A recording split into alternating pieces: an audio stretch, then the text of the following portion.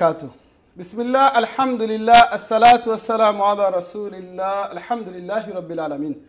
আশা করলাম আপনারা আমার প্রিয় চ্যানেল ইকরা বাংলা টিভি আজকের এই লাইভ অনুষ্ঠানও আপনারা যেখান থেকে আজকে আমরা লগে জয়েন হইছেন সব ভালো আছেন এবং দোয়া করি মহান রব্বুল আলামিনের কাছে আপনারা সব ভালো থাকতে। আলহামদুলিল্লাহ আমিও ভালো আছি, আমার লগে গেস্ট আছেন তাইনও ভালো আছেন। আসলে মহান রব্বুল আলামিনের কাছে শুকরিয়া কিভাবে আমরা আদায় করবো যে মহান রব্বুল আলামিনে আপনারা আমার এখনো হায়াতে বাঁচিয়া রাখছেন, এখনো আপনারা আমার আর একটা প্রোগ্রামও অংশগ্রহণ করার তৌফিক দিচ্ছেন আলহামদুলিল্লাহ।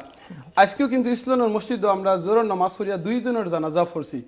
এই 2 জনে কিন্তু আর আইয়া একটা দিন কোনো বালা প্রোগ্রামও অংশগ্রহণ করতে পারতা না, কোনো বালা প্রোগ্রাম শুনতেও পারতা নাই। আল্লাহু আকবার। আল্লাহ আপনারা আমার এখনো হায়াতে বাঁচিয়া রাখিয়া আজকে আপনার প্রিয় চ্যানেলও আমরা ইনশাআল্লাহ হজ এবং কুরবানি ডিসকাশন অনুষ্ঠান অংশগ্রহণ করতাম পারছি। এটা লাগে আউকা মুনিবর দরবারও কোটি কোটি শুকরিয়া আদায় করি আলহামদুলিল্লাহ। আর আজকে আমরা লগে আমরা শেখ আসইন আলহামদুলিল্লাহ বিচ্ছিন্ন বিশিষ্ট ইসলামী চিন্তাবিদ আপনার আমার প্রিয় শেখ সায়েম নুরুর রহমান চৌধুরী, ইমাম এবং খতিব আয়েশা মসজিদ চট্টগ্রাম। আসসালামু আলাইকুম শেখ। ওয়ালাইকুম আসসালাম ওয়া রাহমাতুল্লাহ। ভালো আছেন? আলহামদুলিল্লাহ। আপনি ভালো আছেন? আলহামদুলিল্লাহ ভালো আছেন তো আপনি? আলহামদুলিল্লাহ। আলহামদুলিল্লাহ আপনার মাশাআল্লাহ ভেরি বিউটিফুল লাগে আজকে। You too, thank you. আলহামদুলিল্লাহ জাযাকাল্লাহ খাইরান। আসলে আল্লাহ কুরআনও কইছেন, আল্লাহ আমরা সকলে বিউটিফুল করিয়া সুন্দর করে বানাইছেন আলহামদুলিল্লাহ। আল্লাহর প্রত্যেকটা সৃষ্টি সুন্দর, প্রত্যেকটা কাজ কর্ম প্রত্যেকটা জিনিস সুন্দর আলহামদুলিল্লাহ। আজকে যে আমরা প্রোগ্রামও নিয়ে বিষয় নিয়ে আলোচনা, এইটা হলো গিয়ে হজ এবং কুরবানি ডিসকাশন। হজ আমরা সবে জানি এটা হলো গিয়ে আল্লাহর একটা হুকুম আমরা করতাম, প্লাস কুরবানিও দুইটা একসাথে। আর এই দুইটা খামও কিন্তু আসলে একই মাসও একই সময়ে। তো আজকে আমরা শেখর লগে আমরা একটু খৈমু শুরুতে আপনার লগে যদি আপনি যে আমরা লগে একটু আলোচনা করেন হজ এবং কুরবানির নিয়ে আমরা লগে ছোট্ট করে একটু আলোচনা করার লাগে প্লিজ। বিসমিল্লাহ ওয়াসসালাতু ওয়াসসালামু আলা রাসূলিল্লাহ ওয়া আলা আলিহি ওয়া আসহাবিহি ওয়া আহলি বাইতি আজমাইন, সুম্মা আম্মা বা'দ। আমরা প্রথমেই সিজদা অবনত মস্তকে আল্লাহ সুবহানাহু ওয়া তাআলা শানে লক্ষ কোটি সুজুদ শুকর পেশ করছি যে আল্লাহ জাল্লা ওয়া আলা আমাদের সকলকে ভালো রেখেছেন, সুস্থ রেখেছেন, হায়াত এই পর্যন্ত বৃদ্ধি করেছেন, যার কারণে আমরা আজকের এই সুন্দর আয়োজনে অংশগ্রহণ করতে পেরেছি আলহামদুলিল্লাহ। আমরা দুরূদ ও সালাম পেশ করছি আমাদের বাসায় সাইয়্যিদুল মুরসালিন মুহাম্মদ আরবি সাল্লাল্লাহু আলাইহি ওয়াসাল্লামের প্রতি যার আনিত বিধান শাশ্বত চিরন্তন। তিনি হচ্ছেন সর্বশেষ রসুল, সর্বশেষ নবী, তারপরে আর কোনো নবী আসবেন না কিয়ামত পর্যন্ত। তিনি হচ্ছেন বিশ্ব মানব জাতির জন্য আলোর দিশারি। আমরা আবারও দুরূদ পেশ করছি তার হাবিবের প্রতি, আল্লাহুম্মা সাল্লি আলা মুহাম্মদ। সুপ্রিয় দর্শক শ্রোতা ভাই ও বোনেরা, সবাইকে জানাচ্ছি আসসালামু আলাইকুম ওয়া রাহমাতুল্লাহি ওয়া বারাকাতুহু এবং সাদর সম্ভাষণ। আমরা আল্লাহর শুকরিয়া তার রাসূলের প্রতি দুরূদ পেশ করে আলোচনায় প্রবেশ করব ইনশাআল্লাহ। আলোচনার টপিক নির্ধারণ করেছেন আমাদের প্রিয় ভাই প্রেজেন্টার আমাদের আমিনুর চৌধুরী ভাই। আল্লাহ তাআলা আপনাকে হায়াতে তৈয়বা দান করুন। আপনি কষ্ট করছেন, আমরা এই সুযোগে আল্লাহর দ্বীনের কিছু কথা বলতে পারছি, এই সুযোগ আল্লাহ তাআলা দিয়েছেন। তবে মাঝে মধ্যে মানুষের কৃতজ্ঞতা প্রকাশ করা জরুরি, কারণ মানুষের কৃতজ্ঞতা প্রকাশ করতে ব্যর্থ হলে আল্লাহর কৃতজ্ঞতা পেশ করা যায় না। মাল্লাম ইয়াশকুরিন নাস লাম ইয়াশকুরিল্লাহ। তো ইকরা টিভির কর্তৃপক্ষ সবাইকে অসংখ্য ধন্যবাদ মোবারকবাদ জানাচ্ছি। ওনারা এই সময় অন্য কোনো আয়োজন করতে পারতেন, কিন্তু ওনারা আল্লাহর দ্বীনের জন্য এই সুযোগটুকুন করে দিয়েছেন। আল্লাহ তাআলা ওনাদের হায়াতে বারাকা দান করুন, ওনাদের বিজনেস ব্যবসা বাণিজ্যে সব কিছুতে বারাকা দান করুন, আমিন। তো আলোচনার বিষয় হচ্ছে কোরবানি এবং হজ, দুটি খুবই গুরুত্বপূর্ণ টপিক। একটা টপিকে আলোচনা করা যাবে, হয়তো আমার পক্ষে কম হবে, যারা বিদগ্ধ আলেম ওনারা ঘন্টার পর ঘন্টা আলোচনা করবেন। ইনশাআল্লাহ আমি চেষ্টা করব আমার সীমিত জ্ঞান দিয়ে কিছু কথা বলার। আল্লাহ তাআলা যেন তৌফিক দান করেন, ওয়া মা তৌফিক ইল্লা বিল্লাহ। প্রথমে যদি আমরা আসি হজের বিষয়ে, হজ এবং কোরবানি এটা খুব কম্বাইন্ড, কারণ হজের সময়ই কোরবানি করতে হয়। এবং আমরা যারা জিয়ারতে বাইতুল্লাহ আল্লাহ তাআলার ঘরের মুসাফির হতে পারি না, তারা কিন্তু এই 10ই হজ জিলহজে আমরাও আমাদের সম্মানিত হজ্জাজদের সাথে অংশগ্রহণ করি, আমরা কোরবানি দিয়ে থাকি। এটা ইসলামিক জুরিসপ্রুডেন্স বা বিধিমালা নিয়ম শরিয়া অনুযায়ী কোন পর্যায়ে কি হয় সেটা আমরা আলোচনা করব। খুব সংক্ষেপে বলি, এটা যাদের নিসাব পরিমাণ সম্পদ রয়েছে তাদের উপর ওয়াজিব কোরবানি দেওয়া। তো হজ হচ্ছে ইসলামের মৌলিক একটি বিষয়ের অন্যতম, যাকে বলা হয় 5 স্তম্ভের একটি স্তম্ভ। যে পিলার, ইসলাম যে 5টি পিলার উপর দাঁড়িয়ে আছে, সর্বশেষ হচ্ছে হজ। যদিও আল্লাহ সুবহানাহু ওয়া তাআলা এই হজকে সবার জন্য ফরজ করে দেন নাই, কিন্তু যাদের সামর্থ্য রয়েছে, যারা সম্পদ রাখেন, স্বাস্থ্যগত দিক থেকে যারা সক্ষম রয়েছেন, তাদের জন্য আল্লাহ তাআলা এটা ফরজ করেছেন। জেনারেল সব মুসলমানের উপর আল্লাহ তাআলার ইহসান, তিনি এটাকে ফরজ করেন নাই। যদি করতেন তাহলে আমাদের জন্য কত কঠিন হয়ে যেত। আমরা যারা সকল উন্নত দেশে বসবাস করি, তাদের কত কষ্ট, কত অভিযোগ। এই জার্নিগুলো যাওয়ার পরে মানুষ অসুস্থ হয়ে যায়। এত সুযোগ সুবিধা, আজকে 1400 বছর আগে সেই সিনারি যদি আমাদের চোখের সামনে নিয়ে আসি, তাহলে দেখেন কত কঠিন ছিল। এখন এত সুযোগ সুবিধার পরেও আমাদের কষ্টের শেষ নেই। আসলেও হজ একটি গুরুত্বপূর্ণ জার্নি, এর মধ্যে কষ্ট রয়েছে। কষ্ট হওয়ার কারণে আল্লাহ তাআলা এর হিউজ রিওয়ার্ড দান করেন। রাসূল সাল্লাল্লাহু আলাইহি ওয়াসাল্লামের হাদিস দিয়ে আমরা যদি শুরু করি, রাসূল সাল্লাল্লাহু আলাইহি ওয়াসাল্লাম বলেন, যে ব্যক্তি হজ করে, যে ব্যক্তি আল্লাহর জন্য হজ করে, হাজ্জা লিল্লাহ ফালাম ইয়ারফুস ওয়ালাম ইয়াফসুক রাজাআ কাইয়াউমিন ওয়ালাদাতহু উম্মুহু কামা ক্বালা আলাইহিস সালাতু ওয়াসসালাম। যে ব্যক্তি আল্লাহর জন্য হজ করে, সেখানে গিয়ে কোনো বাড়াবাড়ি করে না, অশ্লীলতা লিপিবদ্ধ হয়, মানে নিমজ্জিত হয় না, বিতর্ক করে না, আল্লাহর দিনের জন্য, আল্লাহর জন্য, নিজের জন্য, নিজের আখিরাতে মুক্তির জন্য, আল্লাহর সন্তুষ্টি এবং সান্নিধ্য অর্জনের জন্য সে করে থাকে, সে যেন তার ফিরে আসাটা এরকম হয় যেন সে যেন তার মাতৃগর্ভ থেকে নিষ্পাপ অবস্থায় ফিরে এসেছে। অর্থাৎ তার অতীতের সব গুনাহকে আল্লাহ তাআলা মাফ করে দেন। সুপ্রিয় দর্শক শ্রোতা, এই হজকে যদি আল্লাহ তাআলা প্রতি বছর আমাদের সকলের উপর ফরজ করতেন, কি হইত? রাসূল সাল্লাল্লাহু আলাইহি ওয়াসাল্লাম তার এক মজমুআ, এক জামায়াতে বললেন, আইয়ুহান নাস, ও মানব জাতি, আলাইকুম বিল হজ, আল্লাহ সুবহানাহু ওয়া তাআলা কাদ ফারাদাল্লাহু আলাইকুম বিল হজ, আল্লাহ তাআলা তোমাদের সকলের উপর ফরজ করেছেন, ফাহাজ্জু, তোমরা হজ করো। যে এক ব্যক্তি দাঁড়িয়ে গেলেন, বললেন, ইয়া রাসূলুল্লাহ সাল্লাল্লাহু আলাইহি ওয়াসাল্লাম, আমাদেরকে প্রত্যেক বছর কি হজ করতে হবে? রাসূল সাল্লাল্লাহু আলাইহি ওয়াসাল্লাম চুপ থাকলেন।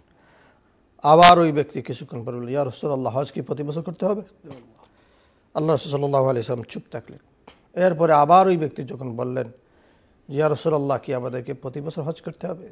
তখন রাসূল সাল্লাল্লাহু আলাইহি ওয়াসাল্লাম কিছুটা রাগত স্বরে ওই ব্যক্তিকে বললেন, আসলে উদ্দেশ্য ছিল ওই ব্যক্তি না, গোটা মানব জাতি, গোটা মুসলিম উম্মাহ। তিনি বললেন, যে বিষয়ে আমি তোমাদেরকে বলি সেটা চেষ্টা করো, সাধ্য অনুযায়ী সেটা সম্পাদনের জন্য সর্বোচ্চ চেষ্টা করো, কিন্তু যে বিষয়ে আমি তোমাদেরকে ছাড় দেই, তোমাদেরকে রুখসত দেই, সেই ছাড়কে তোমরা ছাড় হিসেবে গ্রহণ করো। সেখানে তোমরা অন্য এতরাজ বা কোশ্চেন উত্থাপন করো না, কারণ তোমাদের অতীতের উম্মাহগুলো ধ্বংস হয়েছে তাদের রাসূলের কাছে অতিরিক্ত প্রশ্নের কারণে। সময় হয়তো আমাকে অ্যালাউ করবে না, কিছু উদাহরণ আমরা দিতাম। যেমন মুসা আলাইহিস সালামের কওম ছিল এই ক্ষেত্রে অগ্রগামী, অর্থাৎ রাসূলকে অতিরিক্ত প্রশ্ন করে সিম্পল সহজ জিনিসগুলোকে তারা কঠিন এবং জটিল করে নিত। যেমন আল্লাহ তাআলা যখন বললেন, ইন্নাল্লাহ ইয়া'মুরুকুম আন তাযবাহু বাকারা, আল্লাহ তাআলা তোমাদেরকে নির্দেশ প্রদান করছেন একটি গরু জবাই করার জন্য। এটা রিলেটেড এই জন্য বলছি, কারণ কোরবানির সাথে এটা চায়। তো তারা কি বলল, আতাত্তাখিদুনা হুজওয়া ক্বালা আউযু বিল্লাহি আন আকুনা মিনাল জাহিলিন, আপনি কি আমাদের সাথে মশকরা করছেন? দেখেন তাদের প্রথম রেসপন্সটা ছিল অত্যন্ত তাচ্ছিল্য করে। বলছেন, আপনি কি আমাদের সাথে মশকরা করছেন, তাচ্ছিল্য করছেন? আল্লাহর পয়গম্বর কি বললেন, আউযু বিল্লাহি আন আকুনা মিনাল জাহিলিন, আমি আল্লাহ তাআলার কাছে মূর্খদের কাছ থেকে আশ্রয় প্রার্থনা করছি। এরপরেই সিম্পল জিনিসকে তারা, আল্লাহর এই সিম্পল জিনিস সিম্পল অর্ডারকে যদি তারা পালন করে নিত, একটা গরু নিয়ে এনে যদি এটাকে জবাই করে দিত তাহলে উদ্দেশ্য সাধিত হয়ে যেত, আল্লাহর নির্দেশটা পালন হয়ে যেত। কিন্তু তারা এটাকে প্রশ্ন উত্থাপন করেছে, এটার বয়স কত, এটার রং কত। আমি বিস্তারিত যাচ্ছি না, আমরা এই আয়াতগুলো পড়লে পাবো। এরপরে এটা কেমন হবে, শেষ পর্যন্ত তারা এটাকে এত কঠিন এবং জটিল করলো যে তাদের পক্ষে এরকম একটা কোরআন নির্দেশিত যে যে বিষয়গুলো, যে ক্রাইটেরিয়া দিয়ে দেওয়া হয়েছিল সেটা পাওয়া তাদের জন্য দুষ্কর হয়ে গিয়েছিল। এই জন্যে শরীয়তের বিষয়ে এটাই হচ্ছে ইসলামী শরীয়তের মূলনীতি ও মানদণ্ড হচ্ছে এটা সহজ করে দাও। রাসূল সাল্লাল্লাহু আলাইহি ওয়াসাল্লাম কি বলছেন, ইয়াসসিরু ওয়ালা তুআসসিরু, তোমরা সহজ করো, কঠিন করো না, মানুষকে সুসংবাদ দাও, মানুষকে ভীতি প্রদর্শন করো না। তাহলে এই আলোচনা এই জন্য আনলাম যে ওই সাহাবা উনি ওনার আবেগে বা ইমানের কারণে অবশ্যই তিনি জানতে চেয়েছেন, যেহেতু সলাত 5 ওয়াক্ত ফরজ দিনে, যাকাত বৎসরে একবার ফরজ, হজ এটা খুব স্বতঃস্ফূর্তভাবে প্রশ্নটা মনের মধ্যে আসে, উদ্রেক হয় যে এটা কি প্রতি বছর। কিন্তু রাসূল সাল্লাল্লাহু আলাইহি ওয়াসাল্লাম চুপ থাকলেন এবং আমাদের উপর বৎসরে নয় জীবনে একবার হজকে ফরজ করে দেওয়া হয়েছে। এবং কার জন্য? আল্লাহর সবচেয়ে বড় ihsan হচ্ছে যারা ধনাঢ্য, শুধু ধনাঢ্য নয়, আরও কয়েকটি কন্ডিশন রয়েছে, যিনি সামর্থ্যবান, শারীরিকভাবে সক্ষম, যার রাস্তা নিরাপদ রয়েছে, যার খরপুশ বা থাকা খাওয়ার বন্দোবস্ত আছে, রাস্তা নিরাপদ আছে, অন্যান্য বিষয় আজকের পার্সপেক্টিভে যদি আমরা বলি ভিসা, পাসপোর্ট, এইসব সব কিছু ঠিক আছে এবং তার ফ্যামিলিও কোনো জটিলতায় বা কঠিন পরিস্থিতির দিকে ধাবিত হবে না, এমন যদি সম্ভাবনা, এমন যদি নিশ্চয়তা থাকে, তবেই ওই ব্যক্তির জন্য আল্লাহ তাআলা হজকে ফরজ করেছেন। আলহামদুলিল্লাহ, জাযাকাল্লাহু খাইরান শেখ। আপনি অত্যন্ত সুন্দর করে কথা, আসলে আপনি যে কইছেন এটা আসলে বিশাল বড় একটা সাবজেক্ট, এটা একটা টাইমে এনাফ নাই হওয়ার মতো। জাযাকাল্লাহু খাইরান। আমরা সময়টা কিন্তু কমিজার, আমি কিছু জিনিস জানতাম আপনার শেখ। হজ যেন আপনি কইলা হজ ফোর্স, ঠিক আছে। এখন দেখা যায় যে আমরা কিছু মানুষের টেকা আছে, হয়তো আমরা টেকা জমাইয়া রাখছেন থান ফুরির বিয়ার লাগি কিংবা ফুয়ার বিয়া খরাইবার লাগিয়া, কিংবা একটা কিছু খরা লাগি জমাইয়া রাখছেন বলে আমার উদ্দেশ্য হইল গিয়ে ওটা খরান লাগিয়া, আর হজর থান টাইম হয়েছে, এই সময় কিতা তান এই টেকা কিতা থাকার কারণে কিতা তান হজ ফরজ হইব না, এটা তো আলাদা একটা ইন্টেনশনের কারণে জমাইয়া রাখছেন। সম্পদ আসলে যদি কেউ তার 1 বৎসর বা মানে যাকাতের যে হিসাব যদি আমরা করি, যে সে যদি বছরে এটুকুন সম্পদের মালিক হয় তাহলে তাকে যাকাত দিতে হয়, কুরবানি দিতে হয়। হজের কিন্তু বিষয়টা এরকম না। হজ যেহেতু বৎসরে না, জীবনে একবার। এখন ইন্টেনশন, এই বিষয়ে ইন্টেনশন যদি সে তার ছেলে সন্তানের জন্য যদি সে বিবাহ শাদী অন্য কিছুতে ব্যবহারের জন্য সে নিয়ত করে, পরবর্তীতে তার নিয়তকে চেঞ্জ করে ফেললো যে আল্লাহর ডাক এসেছে বা সুযোগ আসছে আমি হজ করে ফেলি, তাহলে তার অসুবিধা হবে না। মানে তার হজ ফরজ হইব না, বিকজ টাকা তো এনাফ হয়ে গেছে অ্যাকাউন্টের মাঝে। হজ তো ফরজ, যদি সে নিসাব পরিমাণ সম্পদের মালিক হয় তাহলে তার উপর তো ফরজ হয়ে গেছে। এই জন্যে ওলামা ইকরামদের মধ্যে বেশ বিতর্ক আছে এই বিষয়ে যে তাড়াতাড়ি হজ করতে হবে না ডিলে করা যাবে। তো অধিকাংশ মত হচ্ছে তাড়াতাড়ি করে নেওয়া। যখনই আপনার পর হজ ফরজ হয়ে গেল তখন আপনি করে নেন, কারণ জীবনের কোনো গ্যারান্টি নাই, বিপদ মুসিবত আসতে পারে। এই জায়গাগুলোতে বিতর্ক আছে। তো সে যদি ডিলে করতে পারে, তবে সবাই এটার মধ্যে উৎসাহ দিয়েছেন সেজন্য তাড়াতাড়ি করে, সুনে সে সম্পদের মালিক হয়ে গেল, স্বাস্থ্য ভালো, তাহলে সেজন্য এই কাজটা করেন, এটা ফরজ। হ্যাঁ, বিয়াটা ভালো কাজ, এটা সুন্নাহ। হ্যাঁ, তাহলে কিন্তু ফরজকে প্রায়োরিটি দেওয়াটা উত্তম হবে বলে আমি মনে করি। জাযাকাল্লাহ খাইরান শেখ। একটা জিনিস হলো কি আপনি কইছেন যে কেন দিতাম যে কষ্ট কিংবা অনেক সময় কষ্ট আইব, প্রবলেম আইলেও আমরা ধৈর্য ধরতাম, আইব ধৈর্য ধরিয়া আমরা আল্লাহর হুকুম যেগুলো আছে পালন করিয়া আওয়া লাগবো। এখন অনেক সময় দেখা যায় শেখ যে ট্রাভেল এজেন্সির লগে আমরা হজে গেছি, এখানে যাওয়ার বাদে যে জিনিস আমরা কন্ডিশন কইসই এগুলো দেখা যায় ফুলফিল করা না। এই সময় ধৈর্য যেটা করা, সহ্য অনেক সময় হয় না, অনেক সময় মানে কন্ট্রোল করা যায় না। মানুষ তো আমরা রাগ হয়ে যায়, গুসে হয়ে যায়। এই অবস্থা কিন্তু তার হজের কোনো ক্ষতি হইব না।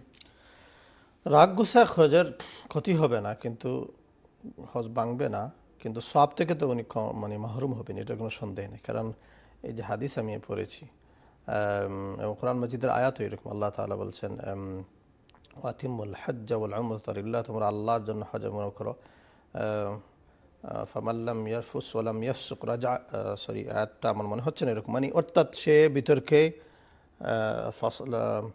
লা জিদালা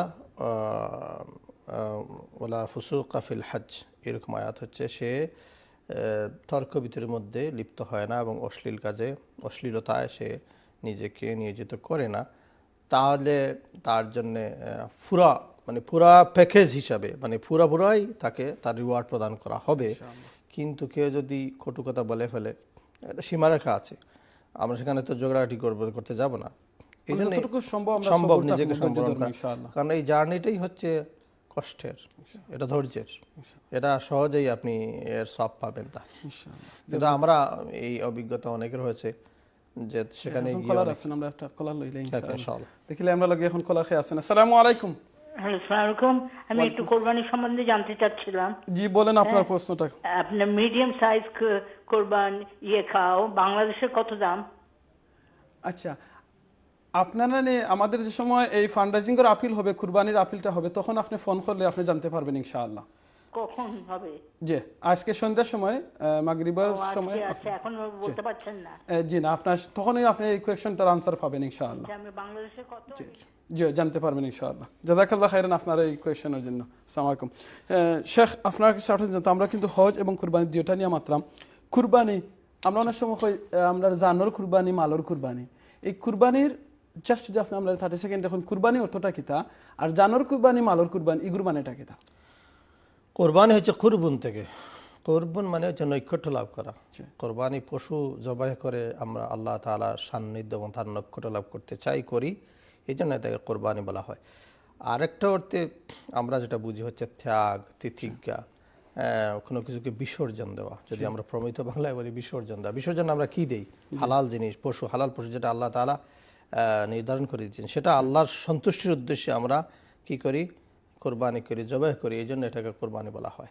আমরা আল্লাহর সান্নিধ্য লাভ করতে চাই পশু জবাইয়ের মাধ্যমে, কষ্টের মাধ্যমে, সবরের মাধ্যমে, হজে যাওয়ার মাধ্যমে, এই জন্য এটাকে কোরবানি বলা হয়।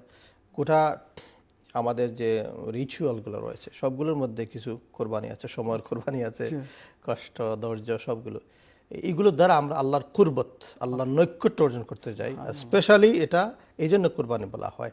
এটা যদি আরবি ভাষা থেকে এসেছে, কিন্তু আমরা বাংলা ভাষা সবাই এটা বুঝি, বাংলায় এটা বহুল প্রচলিত শব্দ। জাযাকাল্লাহ খাইরান শেখ, আমরা সময় একবার শেষ হয়ে যাই ইনশাআল্লাহ। আমি আরেকটা জিনিস জানতাম স্যার আপনার কাছে, এটা হইল কি একজন মানুষের উপরে কোন টাইমে তার হজ ফরজ হয়, যেমন কোন বয়সও তার উপরে হজ ফরজ হয়? বয়স তো আমি আগে বললাম যে এটা তো আসলে গোটা জিন্দেগির মধ্যে একবার। ওকে।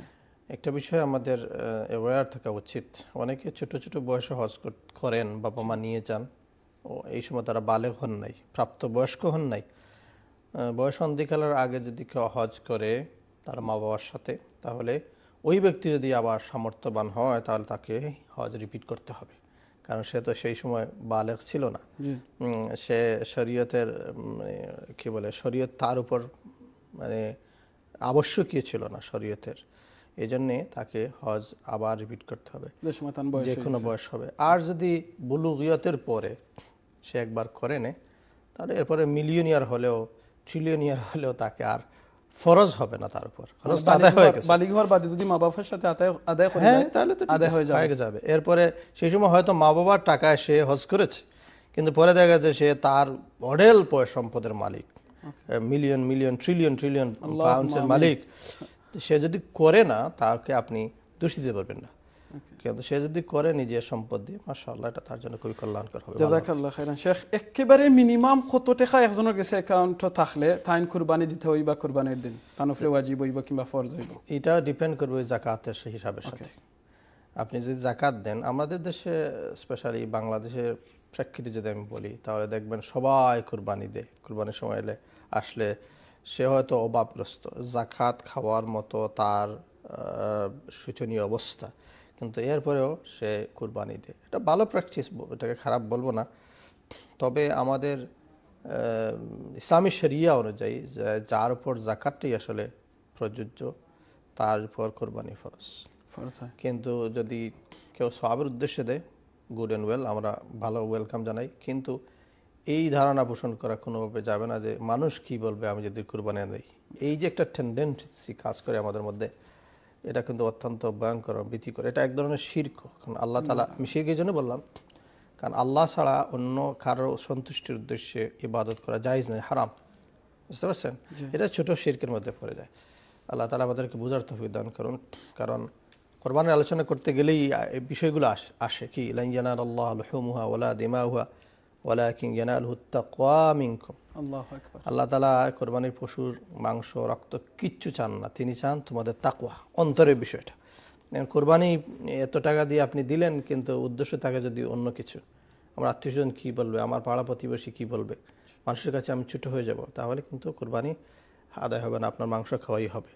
কিন্তু যারা এই উদ্দেশ্য লালন করলেন যে আমার উপর যাকাত ফরজ নয়, আমার উপর কোরবানি ওয়াজিব না, তারপরেও আমি আল্লাহ সন্তুষ্টির জন্য দিচ্ছি, তাহলে অবশ্যই তাদেরকে আমরা অ্যাপ্রিসিয়েট করি, তাদের জন্য দোয়া করি, তাদের এই কর্মটা আল্লাহ তাআলার নৈকট্য লাভের একটা কারণ হবে ইনশাআল্লাহ। জাযাকাল্লাহ খাইরান শেখ। আপনারা জানতাম স্যার, আমরা দুর্গা এই দেশে যারা আছি, লন্ডনও যারা আছি কিংবা ইউরোপের দেশ সকল আছি, আমরা স্পেশালি সময় আপনারা হইন ফিতরার সময় হইন, আপনারা যে দেশে আসেন ও দেশের হিসাব অনুযায়ী আপনারা ফিতরা আদায় করবা। লন্ডন আসেন, লন্ডন হিসাব অনুযায়ী দিবা, এটা বাংলাদেশের অনুযায়ী করলে হইতো না। তাহলে কুরবানি কিতা আমরা যে দেশে আছি ও দেশের গরু কিংবা ছাগলের দাম অনুযায়ী আমরা কুরবানি আদায় করা লাগবো, না ওয়ার্ল্ডের যে কোনো দেশের পশুর দাম অনুযায়ী আদায় করলে আমরা আদায় হইব? আদায় হয়ে যাবে, আদায় হয়ে যাবে। কুরবানি যদি আপনি দেশে দায়ী দেন আদায় হয়ে যাবে। তবে আমরা সবসময় এনকারেজ করি, যেমন ফিতরা আপনি বলছেন যে ফিতরাটা এই দেশে পাউন্ডে দেন, বা যারা ইউরোপে আছেন ইউরো দিয়ে দেন। আমরা রিকোয়েস্ট করব যারা এদেশে বসবাস করছেন ইউরোপে, আমেরিকায়, আপনারা যে দেশে বসবাস করেন সুযোগ থাকলে ওই দেশেই কোরবানি দেন। এই দেশে কোরবানি দেওয়াটা উচিত, কারণ এটা ইসলামের বড় ধরনের একটা শেয়ার, একটা বড় ধরনের ইবাদত। স্পেশালি আমি যদি ইউকের পার্সপেক্টিভে কথা বলি, তাহলে আলহামদুলিল্লাহ ইউকের মধ্যে আমরা ইসলাম পালন করতে পারছি কোনো বাধা ছাড়া। হ্যাঁ আলহামদুলিল্লাহ। সেখানে যে প্রসিজিওর রয়েছে স্লটার হাউসে গিয়ে দেওয়া, বা এগুলো আসলে আমাদের বাচ্চাদেরকে শেখানো উচিত। কারণ তারা যদি না শিখে, না দেখে, আপনি যদি প্র্যাকটিসটা না করেন তাহলে তারা দেখবে না, শিখবেও না। এই শেখাটা খুবই উচিত। আমরা অনেকেই সবসময় দেশে দিয়ে থাকি, দেশে দিয়ে আদায় হয়ে যাবে, কোনো সমস্যা নাই, কিন্তু অনুরোধ করব সুযোগ থাকলে, সুযোগ আছে, আপনারা এই সুযোগটাকে গ্রহণ করুন, এদেশে দেন। বাংলাদেশে যদি একটা দিতেই দেন, আর ওখানে কিন্তু এই প্র্যাকটিসটা শুরু করেন, কারণ আমাদের বাচ্চারা এই বড় ধরনের একটা নিয়ামত, একটা বড় ইবাদত থেকে বঞ্চিত হয়ে যাচ্ছে। জাযাকাল্লাহ খাইরান শেখ। আর একটা কোয়েশ্চন হলো কি, আমরা সময় কুরবানি দিই শেখ, দেওয়ার বাদে দেখা যায় আমরা যে বন্টন করি, এই বন্টনের সময় আমরা যারা হেল্প করেন, সহযোগিতা করেন খাটার লাগে, আমরা তো নিজে খাটতে পারি না, যারা খাটইন এই তারারে কিতা আমরা এই খাটার কারণে তার লগে আমরা আগে কন্ট্যাক্ট করি মজুরি দেওয়া লাগবো, আর নাইলে যদি এই কুরবানির অংশ থেকে যদি মাংস তাদের কিছু দিলে এটা কি আদায় হইব, ঠিক হইব না? এটা করা যাবে না। আমি এই জন্য বলি যে টাকাটা আলাদা করে তাকে দেওয়াটা সবচেয়ে ভালো, উত্তম। আপনি তাকে দিতে চান মাংসের বা গোশতের একটা অংশ, ভালো, কিন্তু সে সারাদিন কাজ করলো, এটাকে আপনি উজরত বা তার মজুরি হিসেবে গ্রহণ করে দেওয়াটা উচিত হবে না। জাযাকুমুল্লাহ খাইর। বারাকাল্লাহ ফিকুম। ভাই বোন নখল আল্লাহর কাছে নিয়ামতের শুকরিয়া আদায় করি। নিয়ামতের সময় আপনি শুকরিয়া আদায় করবা, নিয়ামত আল্লাহ বাড়াইয়া দিবা। আল্লাহ আপনারা আমার অনেক সুযোগ দিচ্ছেন। প্রতি বছর আমরা প্রতি মাসও আমরা খেয়েও না খেয়েও আমরা মাংস দিয়ে ভাত খাইলাম আলহামদুলিল্লাহ। কিন্তু বাংলাদেশে এমন এক জায়গা আছেন, দুনিয়ার মাঝে এমন এক জায়গা আছেন যারা আস্তা বছরে কিন্তু মাংস দেখুন নাই, শুধু কুরবানির সময় ফাইন। আপনার কাছে আমার অনুরোধ থাকবো, আপনারা যারা কুরবানি দেওয়ার আল্লাহরে শক্তি দিচ্ছেন, আপনারা তৌফিক দিচ্ছেন, ক্ষমতা দিচ্ছেন, প্লিজ আপনারা অবশ্যই ফরজ ওয়াজিব যে কুরবানিটা আছে আপনারা আদায় করবা, অবশ্যই করবা, ইনশাআল্লাহ অবশ্যই করবা। এর বাদেও আপনারা এক্সট্রা কিছু নফল কুরবানি করবা। এমনও জায়গাত আছে সুবহানাল্লাহ, তারা জীবনে কুরবানি মাংস এই এলাকার মাঝে কুরবানি হয় না, আপনারা ডোনেশনের কারণে আল খায়ের ফাউন্ডেশনের মাধ্যমে বিভিন্ন জায়গাত, ওয়ার্ল্ডের বিভিন্ন জায়গার মধ্যে কুরবানি দেওয়া হয়। আপনারা এই ডোনেশন, এই কুরবানির কারণে তারা কিন্তু গরুর মাংস খাইতে পাররা, তারা ছাগলের মাংস খাইতে পাররা। আউকান এখানে আমরা ঈদের দিন যেভাবে আমি খুশি করি, আনন্দ করি, আমরা ঈদ উদযাপন করি, গরুর মাংস কিংবা খাসির মাংস কিংবা বেরির মাংস আমরা মাংস আনিয়া গরম গরম তরকারি রান্ধিয়া খাই, এই গরিব হলেও কিন্তু তারাও চাইন। আউকা আপনারা আমরা এই সুযোগটা খামো লাগাই। আর বিভিন্ন জায়গায় যদি আপনারা নফল কুরবানি দিতে চাইন আপনারা দিতে পারবা, কিংবা আপনারা ওয়াজিব কুরবানি আদায় করতে পারবা। মনে রাখেন যেন কুরবানি এমনি যদি আপনার আর অনেক আছে, আমার দাদা মারা গেছেন, বাবা মারা গেছেন, এই মরার তারিখ অনুযায়ী গরু 1টা 2টা 3টা কেউ মারা গেছেন 7টা 10টা গরু দিয়েও আমরা সিন্নি করাইয়া দিই। কিন্তু রাসূল সাল্লাল্লাহু আলাইহি ওয়াসাল্লাম কইছেন কুরবানির দিন যে সময় আপনি কুরবানি আদায় করবা এই কুরবানির ফসম অনুযায়ী কিন্তু ফসমে আপনি সওয়াব পাইবা। এই কুরবানি যেনে হইছে না যেন আপনি সিন্নির যদি গরু একটা না 10টা জব করিয়া দিন ফসমে আপনি সওয়াব পাইবা, কিন্তু কুরবানি আপনি ফসমে এইটা সওয়াব পাইবার খালি কিয়ামতের দিন আপনারা এই কুরবানি যেন আমরা জব করছি আড্ডি খোল্লা হিং চামড়া কতখান আমরা এটা বন্টন করে দিলেছি কিংবা ফালাই দিছি, বাট এইটা কিয়ামতের দিন আপনারা সকলটির একখানো খরইব ওজন খরইব আপনারা এটার সওয়াব দেওয়া হইব। তাই আমার অনুরোধ থাকবো আপনারা যারা এখন প্রোগ্রামটা দেখরা আপনারা চেষ্টা করবা যেন আমরা এই আল খায়ের ফাউন্ডেশনের মাধ্যমে ওয়ার্ল্ডের বিভিন্ন জায়গা দিবেন আমরা বাংলাদেশ আমরা যে মাতৃভূমি বাংলাদেশ এই বাংলাদেশে যাতে এক্সট্রা নফল দিতাম। আমি শেখের জিনিসটা কইমু শেখ আমরা অনেক সময় কুরবানি দেই এই নফল কুরবানির সম্পর্কে যদি আপনি আমরা একটা ফজিলত সম্পর্কে দিয়ে একটা কই ইনশাআল্লাহ কুরবানি আমি আগে বলছি আর এটা লাগি আপনার লাস্ট কোশ্চেন আজকে ওকে ইনশাআল্লাহ। কুরবানি তো আগে আমরা আলোচনা করেছি, আসলে কুরবানি যদি ইতিহাস আমরা দেখি একটু বলে নেই বলাটা উচিত, হয়তো এই আলোচনাগুলো আসবে কারণ এই মৌসুম এই সময়টা আসার সাথে সাথে মুসলিম ওয়ার্ল্ডে মুসলিম বিশ্বের মধ্যে যে নামটি সবচাইতে বেশি উচ্চারিত হয় সেটি হচ্ছে ইব্রাহিম আলাইহিস সালাম এবং তার ছেলে ইসমাইল আলাইহিস সালাম। যেহেতু আমরা যে ধর্ম পালন করি রাসূলুল্লাহ সাল্লাল্লাহু আলাইহি সাল্লাম সর্বশেষ যে আল্লাহর বিধান নিয়ে এসেছেন এটা মূলত ইব্রাহিম আলাইহিস সালামের মিল্লাত, তার ধর্ম মিল্লাতে আবিকুম ইব্রাহিম হুয়া সাম্মাকুমুল মুসলিমিন। তিনি আল্লাহ তাআলার সন্তুষ্টি এবং নৈকট্য লাভের উদ্দেশ্যে তাকে যে আল্লাহর পক্ষ থেকে যে নিদর্শন দেওয়া হয়েছিল যে ইন্নী আরা ফিল মানামি আন্নী আযবাহুকা ফানজুর মাযা তারা, তার সন্তানকে বললেন ইসমাইল আমি দেখতে পেয়েছি যে একটা ভিশন যেটা স্বপ্ন যে আমি তোমাকে কি কুরবানি দিচ্ছি, ফানজুর মাযা তারা, এই ব্যাপারে তোমার ওপিনিয়ন কি বলতে চাও? ক্বালা সাতাজিদুনি ইনশাআল্লাহ ফাফআল মা তুমার সাতাজিদুনি ইনশাআল্লাহ মিনাস সাবিরিন। যে কথা আছে না লাইক ফাদার লাইক সান, বাবা যেমন ছেলেও তেমন। উনি তো আল্লাহর পয়গম্বর এবং আল্লাহ তাআলার বাইতুল্লাহকে দ্বারা বাপ বেটা দুইজনই এস্টাবলিশ করেছিলেন এবং কি বলেন রব্বানা তাকাব্বাল মিন্না ইন্নাকা আনতাস সামিউল আলিম। সেই সময় তিনি ছিলেন কিশোর, কিন্তু ওই যে যিনি পয়গম্বর হবেন আল্লাহ তাআলা তাদের মধ্যে চারিত্রিক সেই রকম মাধুর্যতা দান করেন ইনশাআল্লাহ এবং তিনি সেরকম উচ্চারণ করেছেন যে আপনি যেটার জন্য আদিষ্ট হয়েছেন আপনি সেটি করুন, সাতাজিদুনি ইনশাআল্লাহ মিনাস সাবিরিন, আপনি আমাকে ধৈর্যশীলদের মধ্যে পাবেন। আমরা সকলে জানি ইব্রাহিম আলাইহিস সালাম সেটাকে মানে ওনার একবারে হোল হার্টেডলি উনি চেষ্টা করেছেন তার ছেলেকে আল্লাহ রাস্তায় কুরবানি করতে। সেখানে চেঞ্জ হয়ে আসছিল দুম্বা, বেহেশতের দুম্বা বা যেটাই হোক না কেন, সেই সিলসিলা সেই ধারাবাহিকতাকে আমরা প্রতি বছর পালন করি এবং রক্ষা করি। এখান থেকে আসে কোরবানি। আলোচনায় প্রথমে বলেছি কোরবানি সবার উপর তো আর ফরজ না, ওয়াজিব না, স্পেশালি যারা নেশাব পরিমাণ সম্পদের মালিক তাদের উপরে কোরবানি ওয়াজিব, আর যারা দিবেন তারা নফল বা সওয়াবের উদ্দেশ্যে দিতে পারেন, কোনো অসুবিধা নাই। জাযাকাল্লাহ খাইরান শেখ অত্যন্ত সুন্দর করে কইছেন। আমি রিলি সরি আপনারা আসলে টাইম দিলে আপনার অনেক জিনিস কইতা পারলানে, আর আমরা এখন ব্রেকও যাওয়া লাগবে ইনশাআল্লাহ। ভাই বোন নকল আজকে আমরা এখানে বিদায়। শেখ আপনারা জাযাকাল্লাহ খাইরান, আল্লাহ আপনার ইলমের মধ্যে আমলের মধ্যে বারাকা দান করুক। যেগুলা কইছেন আমার এবং আমরা দর্শক মণ্ডলী যারা আছেন আপনার সবরে আমল করার তৌফিক দুকা। আমরা একটা ব্রেকও যারা ব্রেকের বাদে আবার ব্রিটেনের বিশিষ্ট ইসলামী চিন্তাবিদ আলিম উলামা হল ইনশাআল্লাহ আপনারা তারা আইবা এই আলোচনা করবা। আপনারা যদি কোনো কোয়েশ্চন থাকে আপনারা ফোন করতে পারবা এবং জানতে পারবা। জাযাকাল্লাহ খাইরান, সুবহানাকাল্লাহুম্মা বিহামদিকা আশহাদু আল্লা ইলাহা ইল্লা আনতা আস্তাগফিরুকা ওয়া আতুবু ইলাইক। আসসালামু আলাইকুম ওয়া রাহমাতুল্লাহি ওয়া বারাকাতুহু। ওয়া আলাইকুম আসসালাম ওয়া রাহমাতুল্লাহ। لبيك اللهم لبيك.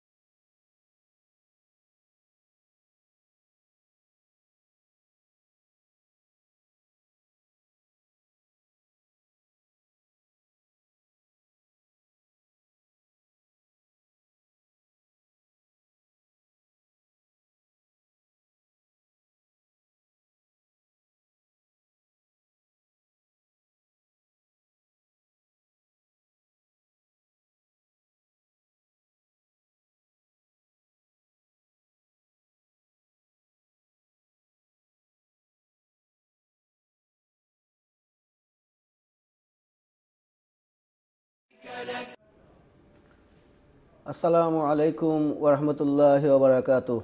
ইন্নাল হামদালিল্লাহ আলহামদুলিল্লাহি রাব্বিল আলামিন আসসালাতু ওয়াসসালামু আলা রাসূলিহিল কারীম। সম্মানিত ইকরা টিভির দর্শক শ্রোতা ভাই বোনেরা, আপনাদেরকে অসংখ্য মোবারকবাদ জানিয়ে আবারও শুরু করছি আজকের আমাদের এই হজ ও কুরবানির প্রোগ্রাম। আজকে আমাদের এই প্রোগ্রামে গেস্ট হিসাবে উপস্থিত আছেন মাজারুল উলুম এর প্রিন্সিপাল শেখ মাওলানা ইমদাদুর রহমান আল মাদানী। আসসালামু আলাইকুম ওয়া রাহমাতুল্লাহ। ওয়া আলাইকুম আসসালাম। ভালো আছেন? আলহামদুলিল্লাহ। জাযাকাল্লাহু খাইর। তো সম্মানিত দর্শক শ্রোতা, যথারীতি প্রতিদিনের মতোই আমাদের প্রোগ্রামে আপনাদের দর্শকরা আপনাদের জীবন ঘনিষ্ঠ যে কোনো প্রশ্ন, যে কোনো মতামত, পরামর্শ টিভি স্কুলে যে নাম্বার একটা থেকে এটার মাধ্যমে আমাদের কাছে উপস্থাপন করতে পারেন। ইনশাআল্লাহ আমাদের শায়েখ আপনাদের এই বিষয়ে আপনাদের এই জিজ্ঞাসার জবাব দেওয়ার চেষ্টা করবেন। তো আমরা এর আগে আমরা হুজুরের কাছ থেকে কিছু নসিহা শুনি আজকের বিষয়ে টপিক্সের উপর। হুজুর, আমরা যে আজকের এই টপিক্স এবং সময় উপযোগী টপিক্স এবং হজের সিজন অলরেডি বাংলাদেশ থেকে হজ ফ্লাইট শুরু হয়ে গেছে, তো আমরা হজ নিয়ে এবং সামনের মাসে কুরবানিও, দুইটা গুরুত্বপূর্ণ এবং সমসাময়িক বিষয়, এটা নিয়ে আমরা একটু আলোচনা শুরু করি। জাযাকাল্লাহু খাইর। আসসালামু আলাইকুম ওয়া রাহমাতুল্লাহি ওয়া বারাকাতুহু। আলহামদুলিল্লাহি রাব্বিল আলামিন। আলহামদুলিল্লাহি হামদাশ শাকিরিন আল্লাযী জা'আলানা মিনাল মুসলিমিন ওয়া মান্না আলাইনা বিল কিতাবিল মুবিন ওয়া জা'আলানা মিন উম্মতি সাইয়্যিদিল মুরসালিন ওয়াস সালাতু ওয়াস সালামু আলা সাইয়্যিদিল আউওয়ালিন ওয়াল আখিরিন সাইয়্যিদিনা ওয়া হাবিবিনা ওয়া মাওলানা মুহাম্মদ সাল্লাল্লাহু তাআলা আলাইহি ওয়া আলা আলিহি ওয়া আসহাবিহি আজমাইন। أما بعد فأعوذ بالله من الشيطان الرجيم. بسم الله الرحمن الرحيم. واتل عليهم نبأ ابني آدم بالحق إذ قربا قربانا فتقبل من أحدهما ولم يتقبل من الآخر قال لأقتلنك قال إنما يتقبل الله من المتقين. بارك الله لي ولكم في القرآن العظيم ونفعني وإياكم بما فيه من الآيات وذكر الحكيم. اللهم صل على محمد وعلى آل محمد كما صليت على إبراهيم وعلى آل إبراهيم إنك حميد مجيد. اللهم بارك على محمد وعلى آل محمد كما باركت على إبراهيم وعلى آل إبراهيم إنك حميد مجيد. Respected viewers, listeners, সম্মানিত দর্শক শ্রোতা মণ্ডলী, আজকের আমাদের নিয়মিত প্রোগ্রাম হজ অ্যান্ড কুরবানির ডিসকাশন। যেহেতু হজের মাস শুরু হয়ে গেছে, হজ ফ্লাইট শুরু হয়ে গেছে, হজ এবং কোরবানি সম্পর্কে বিভিন্ন বিষয়ে উলামায়ে কেরামদের কাছ থেকে আমরা ধারাবাহিকভাবে এই ধরনের আলোচনা আমরা শুনছি। শুরুতেই আমরা আল্লাহ তাআলার কাছে তৌফিক প্রার্থনা করি যে আল্লাহ তাআলা যেন আমাদের সবাইকে ইখলাসের সহিত সিনসিয়ারলি বলার, শোনার এবং এগুলোর উপর আমল করার তৌফিক দান করুন, আমিন। হজ এবং কোরবানি দুটি বিষয় একসাথে এট এ টাইম হয়ে থাকে, কারণ জিলহজের 9 তারিখ ইয়ৌম আরাফা হজের দিন, আর 10 তারিখ ইয়ৌমুন নাহার কুরবানির দিন। যেহেতু আজকের আমাদের টপিকের একটা বিশেষ সাইড হলো কুরবানি, শুরুতে আমরা কুরবানির উপর কিছু আলোচনা আমরা করব। কোরআনে কারীমে আল্লাহ তাআলা এই কুরবানি শব্দটা যেখানে উল্লেখ করেছেন, সেখানে ওয়াতলু আলাইহিম নাবা আবনাই আদম বিল হক ইয কাররাবা কুরবানান ফাতুকব্বিলা মিন আহাদিহিমা ওয়া লাম ইউতাকাব্বাল মিনাল আখার। সূরা মাইদার এই আয়াতে আল্লাহ তাআলা বলেন রাসূল সাল্লাল্লাহু আলাইহি ওয়াসাল্লামকে, হে রাসূল, আপনি দুনিয়ার মানুষকে কোরআনের এই আয়াত তিলাওয়াতের মাধ্যমে জানিয়ে দেন একথা যে এই পৃথিবীর বুকে সর্বপ্রথম কোরবানি আদম আলাইহিস সালাতু ওয়াস সালামের সন্তানরা করেছিলেন। ওয়াতলু আলাইহিম নাবা আবনাই আদম বিল হক, আপনি তিলাওয়াত করেন আদম আলাইহিস সালামের 2 সন্তানের কোরবানির ব্যাপারে সত্য ঘটনা যা আল্লাহ তাআলা কোরআনের মধ্যে উল্লেখ করেছেন। ইয কাররাবা কুরবানান, তাদের দুজনই কোরবানি করেছিলেন। তো আল্লাহ তাআলা একজনের কুরবানি আল্লাহ তাআলা ফাতুকুব্বিলা মিন আহাদিহিমা, একজনের কুরবানি আল্লাহ তাআলা কবুল করলেন, ওয়ালাম ইউতাকাব্বাল মিনাল আখার, আর আরেকজনের কুরবানি কবুল হলো না। এটা হলো ডাইরেক্টলি কুরবান শব্দটা কোরআনে যেখানে এসেছে। কুরবান শব্দটা আরবিতে কাফ রা বা, এটার অর্থ হইল নেয়ার বা ক্লোজ বা কাছে। কাররাবা ইউকাররিবু কুরবান বলা হয় কোনো বস্তুর দ্বারা কারো নৈকট্য লাভ করা। কুরবানিকারী যখন সে কোনো বস্তুকে কুরবানি করে, আল্লাহর নামে কোনো অ্যানিমাল স্যাক্রিফাইস করে, জবাই করে, তো এর মাধ্যমে সে আল্লাহ তাআলার নৈকট্য লাভের একটা সুযোগ হয়, এই জন্য এটাকে কুরবানি বলা হয়।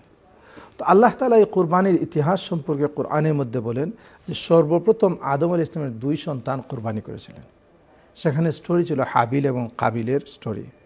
সেই স্টোরি আমরা সবাই জানি, আমি সেই পুরো স্টোরির দিকে যাব না, আমি শুধু মেইন বিষয়টা সেখানে উল্লেখ করতে চাই। আল্লাহ যা সরাসরি কোরআনে বলছেন, ইয কাররাবা কুরবানান, দুজনই কুরবানি করেছিলেন। তো আল্লাহ তাআলা সাথে সাথে বলেন একজনের কাছ থেকে ফাতুকুব্বিলা মিন আহাদিহিমা, একজনের কাছ থেকে আল্লাহ তাআলা এই কুরবানিকে কবুল করেছেন, ওয়ালাম ইউতাকাব্বাল মিনাল আখার, আরেকজনের কাছ থেকে কুরবানি কবুল হয়। এই যে কুরবানির ব্যাপারে আমাদের সবার এই বিষয়টা জানা অত্যন্ত জরুরি। কুরবানি করলেই যে আল্লাহ তাআলা আমার কুরবানি কবুল করে নেবেন এমন না, কারণ আয়াতের শেষে আল্লাহ তাআলা বলছেন ইন্নামা ইয়াতাকাব্বালুল্লাহ মিনাল মুত্তাকিন, আল্লাহ শুধুমাত্র মুত্তাকি যারা আল্লাহকে ভয় করে, যারা শুধুমাত্র আল্লাহর সন্তুষ্টির জন্য যারা কুরবানি করে, আল্লাহ তাআলা তাদের কাছ থেকেই এই কুরবানিকে আল্লাহ তাআলা কবুল করেন।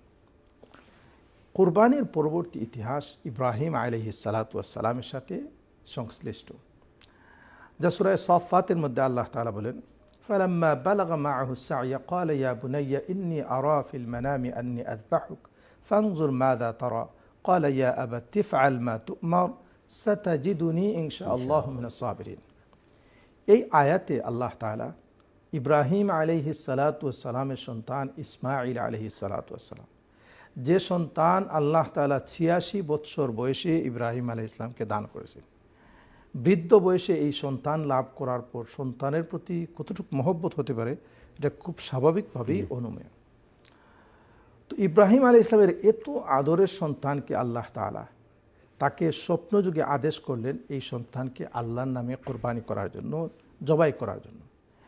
এই স্টোরিটা আল্লাহ তাআলা কোরআনের মধ্যে যেভাবে বর্ণনা করেছেন ফালাম্মা বালাগা মাআহু সা'য়া, যখন ইব্রাহিম আলাইহিস সালাতু ওয়াস সালামের সন্তান ইসমাঈল আলাইহিস সালামের বয়স এতটুক হলো আস-সা'য়া, তিনি দৌড়াদৌড়ি করতে পারেন। মুফাসসিরিন কেরাম তার বয়স 8 থেকে 12 বছর, মানে এতটুক পর্যন্ত বিভিন্ন রওয়ায়াতে এসেছে। অর্থাৎ যে বয়সে বাচ্চারা স্বাভাবিকভাবে খেলাধুলা দৌড়াদৌড়ি করতে পারে এবং সাথে সাথে তার কিছু বুঝ শক্তিও হয়ে যায়, অর্থাৎ সে অনেক কিছুই তখন সে বুঝতে পারে, একেবারেই ছোট না। ফালাম্মা বালাগা মাআহু সা'য়া ক্বালা ইয়া বুনাইয়া, তিনি বলেন হে আমার আদরের ছেলে, ইন্নী আরা ফিল মানাম, আমি স্বপ্নে দেখলাম, আন্নী আযবাহুকা, আমি স্বপ্নে কি দেখেছি, আমি তোমাকে স্যাক্রিফাইস করছি। কোরআনের শব্দ সরাসরি কিন্তু স্যাক্রিফাইসের জন্য অন্য শব্দ রয়েছে, দাহা ইউদাহি, ইন্নী উদাহিকা, সেটা বলেননি, ডাইরেক্ট যাবহ শব্দটা আল্লাহ বলছেন, অর্থাৎ যাতে এটা একেবারে ক্লিয়ার, সন্তানও যাতে বুঝতে পারে যে আল্লাহর নামে আমাকে জবাই করা হবে, কুরবানি দেওয়া হবে, জবাই দেওয়া হবে। ইন্নী আযবাহুকা ফানজুর মাযা তারা, ইব্রাহিম বললেন ফানজুর মাযা তারা, তুমি একটু চিন্তা করে দেখো আমি যে স্বপ্নটা দেখলাম এ ব্যাপারে তোমার মত কি। কোরআনে কারীমে এখানে দেখেন কুরবানির শিক্ষার সাথে সাথে একজন পিতা তার সন্তানের তারবিয়া কিভাবে করবে সেটাও আল্লাহ তাআলা শিক্ষা দিলেন। ছোট্ট একটা বাচ্চার সাথে ডিসকাশনের ক্ষেত্রে ফানদুর মাযা তারা, তুমি চিন্তা করো, পরামর্শ চাপিয়ে দেওয়া হচ্ছে না। হ্যাঁ, চাপিয়ে দেওয়া হচ্ছে না। যেমন দেখেন আজকে আমরা এই মডার্ন টাইমে অনেক সময় আছে অনেক বিষয় আমরা মনে করি যে বাচ্চাদের সাথে সব কিছু আমাদেরকে শেয়ার করতে হবে না, অথবা তাদের সাথে খোলামেলা, যা আপনার খোলামেলা ডিসকাশনের প্রয়োজন তার সাথে খোলামেলা হলে কি হবে কি যে সে তার নিজের ওপিনিয়নটা দিতে পারবে, এবং সে যখন তার পুরোপুরি ওপিনিয়ন দিতে পারবে, তার মনের কথা বলতে পারবে, তখন সেটা সে নিজের ইচ্ছা সেটা গ্রহণ করবে। তো তো ইব্রাহিম আলাইহিস সালাম বললেন যে তোমার অপিনিয়ন দাও, ফানজুর মাযা তারা। ক্বালা ইয়া আবাতি ফাআল মা তু'মার সাতাজিদুনি ইনশাআল্লাহু মিনাস সাবিরিন। হে বাবা, ইয়া আবাতি, হে আমার আদরের পিতা, ইফআল মা তু'মার, আল্লাহ আপনাকে যা আদেশ করেছেন তা আপনি করতে যান। আল্লাহ যেভাবে আদেশ করছেন আপনি সেভাবেই করেন। সাতাজিদুনি ইনশাআল্লাহু মিনাস সাবিরিন, ইনশাআল্লাহ আপনি আমাকে ধৈর্যশীলদের মধ্য থেকে আপনি পাবেন। এখানে তো ইব্রাহিম আলাইহিস সালাম চাইলে মনে বলতে পারেন, হে হে হে বচ্চ, তোমাকে আমি কুরবানি দেওয়ার জন্য আল্লাহর পক্ষ থেকে অর্ডার আসছে, বা আমি স্বপ্ন দেখছি, সরাসরি বলতে পারতেন, না বলে এটা পরামর্শ আকারে বললেন। তো ছেলেও উত্তর দিলেন কি, যে বাবা, আপনাকে আল্লাহ তাআলা যা আদেশ করেছেন আমি সেটাতে রাজি আছি এবং আমি সেটার জন্য প্রস্তুত আছি। আপনি আমাকে ধৈর্যশীলদের মধ্য থেকে পাবেন। মানে কি, আমি অধৈর্য হয়ে এটা বলবো না যে বাবা আপনি আমাকে জবাই করবেন কেন, আপনার কুরবানি আপনি আর যা কিছু দিয়ে করেন, আমাকে কেন জবাই করবেন? কারণ এই বয়সে বাচ্চারা বুঝতে পারে, যেমন 8 থেকে 12 বছরের বাচ্চারা সব কিছু বুঝে। তো আল্লাহ তাআলা এখানে ফালাম্মা আসলামা ওয়া তাল্লাহু লিল জাবিন, যখন বাবা এবং ছেলে দুজনই আল্লাহর হুকুমের জন্য প্রস্তুত হয়ে গেলেন, ওয়া তাল্লাহু লিল জাবিন, এবং ইব্রাহিম ইসলাম তার ছেলেকে মাটির উপর করে শোয়ালেন। কারণ বাবা হিসাবে যদি ছেলের চেহারা উপরের দিকে থাকে, তো আল্লাহর হুকুম পালন করতে সময় যদি হঠাৎ করে নিজের কোনো মহব্বত এসে যায়, তো এটা যাতে না হয় এই জন্য কি করলেন, ওয়া তাল্লাহু লিল জাবিন, এভাবে উপর করে শোয়ালেন। এটা কি আল্লাহর পক্ষ থেকে? হ্যাঁ, আল্লাহ তাআলার পক্ষ। কারণ প্রত্যেক আম্বিয়া কেরাম আলাইহিমুস সালামের প্রত্যেকটা কাজ সেটা আল্লাহর পক্ষ থেকেই তাদেরকে যেভাবে তাদেরকে ওয়াহির মাধ্যমে ইনস্ট্রাকশন দেওয়া হয় সেভাবেই তারা করেন। এই জন্য কোরআনে কারিমে আল্লাহ তাআলা রসুল সম্পর্কে বলছেন, ওয়ামা ইয়ানতিকু আনিল হাওয়া ইন হুয়া ইল্লা ওয়াহয়ুন ইউহা, যে রসুল যা বলেন তার নিজের মন থেকে বলেন না, বরং আল্লাহ যেভাবে ইনস্ট্রাকশন দেন, ওয়াহি দেন, সেইভাবেই তিনি করেন বলেন। তো ইব্রাহিম আলাইহিস সালাম যখন রেডি হয়ে গেলেন, ওয়া তাল্লাহু লিল জাবিন ওয়া নাদাইনাহু আইয়া ইব্রাহিম, এখানে আল্লাহ তাআলা বলেন একেবারেই যখন তিনি প্রস্তুত হয়ে গেছেন, একেবারে এটা না যে তার মনের মধ্যে যে আমি কি করব না করব কোনো সংশয় নেই। ছেলে এবং বাবা দুজনই যখন পুরাপুরি রেডি হয়ে গেলেন এবং যখন ছুরি চালালেন, মানে এতটুক পর্যন্ত হয়ে গেছে, আল্লাহ তাআলা ওয়া নাদাইনাহু আইয়া ইব্রাহিম কদ সাদ্দাকতা রুইয়া, ইব্রাহিম আলাইহিস সালামকে আল্লাহ, হে ইব্রাহিম আপনি এইবার থামুন, কদ সাদ্দাকতা রুইয়া, আপনি যা স্বপ্নে দেখেছিলেন তা পুরাপুরিভাবে আপনার স্বপ্নটা আপনি কমপ্লিট করে ফেলছেন, আপনার স্বপ্ন যা ছিল তা আপনি বাস্তবায়িত করে ফেলছেন। তো এইবার আল্লাহ তাআলা বললেন কি, ওয়া নাদাইনাহু আইয়া ইব্রাহিম কদ সাদ্দাকতা রুইয়া ইন্না কাযালিকা নাজ্জিল মুহসিনিন, এইভাবেই মুহসিন যারা, ভালো কাজ যারা করেন, আমি তাদেরকে পরীক্ষা করি, আমি তার সন্তানকে জবাই করা চাই না, এভাবেই আমি রিওয়ার্ড দেই তাদেরকে, তারা এই কাজ করবে এবং এর মাধ্যমে তারা কি করবে, নাজ্জিল মুহসিনিন, মুহসিনিনদেরকে আমি রিওয়ার্ড দান করি। ইন্না হাযা লাহুয়াল বালাউল মুবিন, আল্লাহ বলেন এটা তাদের জন্য একটা ক্লিয়ার একটা পরীক্ষা ছিল। এরপরই আসছে ওয়াফাদাইনাহু বিযিবহিন আযীম। আমরা ইনশাআল্লাহ প্রশ্ন পরে আমরা। আসসালামু আলাইকুম সম্মানিত কলার। ওয়ালাইকুম সালাম। আমি হুজুরের লগে কান কথা মারতাম খোকা যে কইলাও কা কিতা কইতা হুনরা হুজুরে খোকা। আমি তান্ডা আর কইছো কদিন আমার মাথাটা লইয়া 20-25 দিন জবর কষ্ট করা নমাজও নেওনে তো নেখাদি জানতে বান যাও তো ছেলেবেলে কদি বড়ি দানে মানেও না এখানে মাথা সিজা নেগে এটা জাদু তো না তো যারে আমার মাথা একবারে গেছে কি অনেক কিতাব করে কিতাব পড়তাম আর কিতাব না পড়তাম তো বাবার ওখানটা কইয়া দেবা এখানে ভারি না নমাজ টমাজ পড়তাম। আপনার উত্তর হইল আরো দিন ইয়া কইছেন, আমার আরো মূল্য অনেক দিনও কইছেন। যাই হোক, সবচেয়ে বড় কথা হইল যে আল্লাহ তাআলা লা ইউকাল্লিফুল্লাহু নাফসান ইল্লা উসআহা, মানুষের সামর্থ্যর বাড়া আল্লাহ এর উপরে কোনো জিনিস চাপাইয়া দেন না। আপনি যতটুক করতে পাররা আপনি অতটুক করিয়া যাও কা। যেমন মনে করুকা নমাজ পড়তে গেলে আপনি যদি বেড়া লাগি যান, ভুল হয়ে যায়, ফইল হইল এটাদের দূর করার পথ হইল যে আপনি মনে করবা না আপনার ঠিকও করছেন। যদি আপনি মানে শয়তানে ইয়া যে সময় ওয়াসওয়াসা দেয়, আপনি মনে করেন যে না মূল্য ঠিক হয়েছে না, আরবার করুন, খালি ওটা করতে থাকা। এর লাগে এটা থেকে বাঁচার পথ হইল যে না, এটা মননা করিয়া ওই আমি ঠিক মতো করলাম, পয়লা মনরে শক্তভাবে আপনি ওটা করা। আর এরপরে আপনি ওরা কিতা হওয়া দোয়া, আসলে এটার লাগে আলাদা কোনো দোয়া নাই। তবে সবচেয়ে বড় দোয়া ইউনুস আলাইহিস সালাতু ওয়াস সালামে যে দোয়া করছিল, লা ইলাহা ইল্লা আনতা সুবহানাকা ইন্নী কুনতু মিনাজ জালিমিন, এই দোয়া যে কোনো ব্যাপারে পড়লে রাসূলুল্লাহ সাল্লাল্লাহু আলাইহি ওয়াসাল্লাম কইন যে আল্লাহ তাআলা তার দোয়া কবুল করুন। তো আপনি যে কোনো দোয়া আপনি করতে পারবা। আর সবচেয়ে বড় কথা হইল আপনি বারবার যে প্রশ্ন করুন যে আপনি মনে রাখতে পারেন না অথবা মাথায় দেয় না, এটার ব্যাপারে আপনি এটা ভুলে যাও কা, এটা ভুলে যাও কা ও কারণে, কারণ বয়সের এমন একটা সময় আয় যে সময় এই ধরনের সমস্যা মানুষের সবরও কিছু না কিছু হয়। আর এরপরেও এর ভিতরে আমরা দায়িত্ব হইল যতটুকু আমরা পারি আল্লাহ তাআলার হুকুমে আমরা সঠিকভাবে পালন করার চেষ্টা করি। লাগে আল্লাহ তানরে গুনাহ দিবা কিনা না, আর দিন আমি কইছি না এটার লাগে তার কোনো গুণ হইতো না, কারণ এই কারণে যদি আপনার কোনো কমি হয় এই কমিরে আল্লাহ তাআলা মাফ করে দিবা। আরও দিন আপনারা আমি হাদিস কইছিলাম যে রাসূলুল্লাহ সাল্লাল্লাহু আলাইহি ওয়াসাল্লাম কইন কোনো মানুষ সুস্থ অবস্থায় যদি কোনো ইবাদত করে আর অসুস্থতার কারণে যদি এটা করতে পারে না, তাহলে অসুস্থতার সময় না করলেও সুস্থতার সময় তাই যে ইবাদত করছিল ওটার সমান সওয়াব আল্লাহ তাআলা দান দিবা। জাযাকুমুল্লাহ খাইরান। যে হুজুর আমরা আলোচনাটা আবার খুব সুন্দর। তো আল্লাহ তাআলা এরপরে কোন যে ওয়াফাদাইনাহু বিযিবহিন আযীম, এটা হলো মেইন এই কুরবানি কখন থেকে আসছে, ওয়াফাদাইনাহু বিযিবহিন আযীম। এই যে সন্তান জবাই করার জন্য আল্লাহ তাআলা আদেশ করলেন, কিন্তু আল্লাহ বলেন ওয়াফাদাইনাহু, ফিদিয়া বলা হয় মুক্তিপণকে বলা হয় ফিদিয়া, মানে কি অর্থাৎ এই সন্তানকে জবাইয়ের পরিবর্তে আল্লাহ তাআলা জান্নাত থেকে একটা মেষ বা একটা দুম্বা আল্লাহ তাআলা পাঠিয়ে দিলেন আর সেটাকে জবাই করা হলো। আর তখন থেকে ওই যে অ্যানিমালকে স্যাক্রিফাইস করার যে পদ্ধতি চলে আসছে সেটাই মূলত কুরবানির ইতিহাস, কুরবানি। কারণ এই ব্যাপারে রাসূল সাল্লাল্লাহু আলাইহি ওয়াসাল্লামকে প্রশ্ন করা হয়েছিল, মা হাদিহিল আদাহি ইয়া রাসূলুল্লাহ, ইয়া রাসূলুল্লাহ এই যে আমরা উদহিয়া ঈদুল আদহার মধ্যে আমরা যে প্রাণী জবাই করি এগুলা কি? রাসূল সাল্লাল্লাহু আলাইহি ওয়াসাল্লাম এর উত্তরে বললেন যে এটা সুন্নাত আবিকুম ইব্রাহিম, তোমাদের ধর্মীয় পিতা ইব্রাহিম আলাইহিস সালাতু ওয়াস সালামের সুন্নত। কারণ ইব্রাহিম ইসলামকে আল্লাহ তাআলা আদেশ করেছিলেন সন্তানকে জবাই করার জন্য, আর আল্লাহ তাআলা এই সন্তানের পরবর্তীতে একটি অ্যানিমাল, একটি দুম্বা বা মেষ জান্নাত থেকে আল্লাহ তাআলা এনে দিলেন আর সেটা জবাই হলো। তো এই কাজ, এই জবাই করা এটা ইব্রাহিম আলাইহিস সালাতু ওয়াস সালামের সুন্নত। সাহাবায়ে কেরাম জিজ্ঞেস করলেন ফামা লানা ফিহা ইয়া রাসূলুল্লাহ, ইয়া রাসূলুল্লাহ তাহলে আমাদের এটার মধ্যে লাভটা কি হবে? তো রাসূল সাল্লাল্লাহু আলাইহি ওয়াসাল্লাম বলবেন ফি বিকুল্লি শাআরাতিন হাসানা, এর প্রত্যেকটা পশমে পশমে আল্লাহ তাআলা সওয়াব দেবেন। আপনি চিন্তা করেন আমরা যখন একটা ছাগল হোক একটা গরু আমরা জবাই করি, আমরা কোনো দিন সেটা আমরা পশম কাউন্ট করে দেখিনি যে কত লক্ষ লক্ষ পশম এর মধ্যে আছে, কাউন্ট করে নিই। তো আল্লাহ তাআলা এই প্রত্যেকটা পশম, শাআরা বলা হয় ছোটো পশমকে বলা হয় আরবিতে শাআরা, যেমন মাথার চুল শাআরুর রাস, আর এরপরে লম্বা এটাকে বলা হয় সুফ।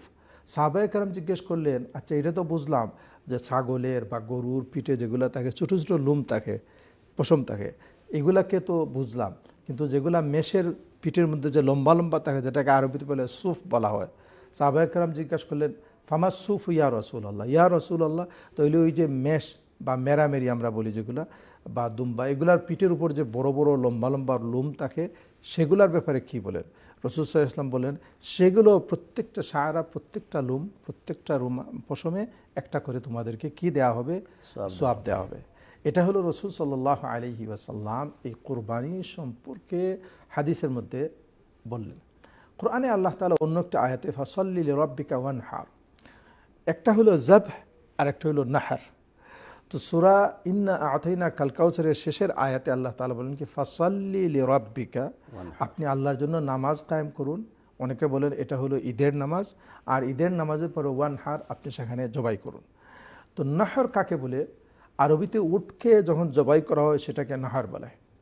স্বাভাবিকভাবে প্রাণীকে আমরা গলা কেটে যেভাবে আমরা জবাই করি এটাকে আরবিতে যাবহ বলে, আর উটকে এইভাবে উটের গলার এখানের মধ্যে ছুরির দ্বারা শুধুমাত্র এইখানে একটা রোগ কাটা হয়।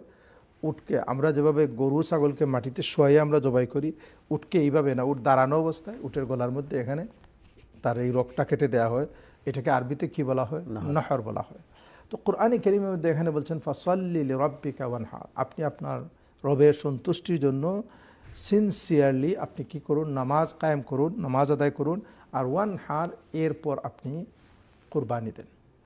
এখানে একটা জিনিস রাসূল সাল্লাল্লাহু আলাইহি ওয়াসাল্লামের হাদিস আপনাদেরকে সাথে শেয়ার করি, সেটা হলো কি এই যে ঈদের নামাজের ক্ষেত্রে রাসূলুল্লাহ সাল্লাল্লাহু আলাইহি ওয়াসাল্লাম বলেন যারা কুরবানি করবে তার কুরবানি যদি ঈদের নামাজের আগে যদি জবাই হয়ে যায় তাহলে সে জবাইয়ের দ্বারা শুধুমাত্র একটা অ্যানিমাল জবাই করছে, গোশত খাবে, তার কুরবানি আদায় হবে না। বরং ঈদের নামাজের পরে আল্লাহ তাআলা কি করছেন? এই পশুটাকে জবাই করার কথা বলছেন। এই ক্ষেত্রে একটা জিনিস দেখেন, এদেশে স্বাভাবিকভাবে অনেক সময় আছে যখন কুরবানি করা হয়, তো যারা কুরবানি দেয় এরা কোন টাইমে কুরবানি দেয় এই বিষয়টা সতর্কতার সহিত খেয়াল রাখা উচিত। যদি যদি নামাজের আগে হয় তাহলে কি হবে, আল্লাহ রসুল বলেন যে না, নামাজের পরেই কুরবানি হতে হবে। ইনশাআল্লাহ আমরা ব্রেকের পরে। আসসালামু আলাইকুম সম্মানিত দর্শক শ্রোতা ভাই বোনেরা, আসলে খুব সুন্দরভাবে আমাদের শায়েখ উপস্থাপন করছিলেন।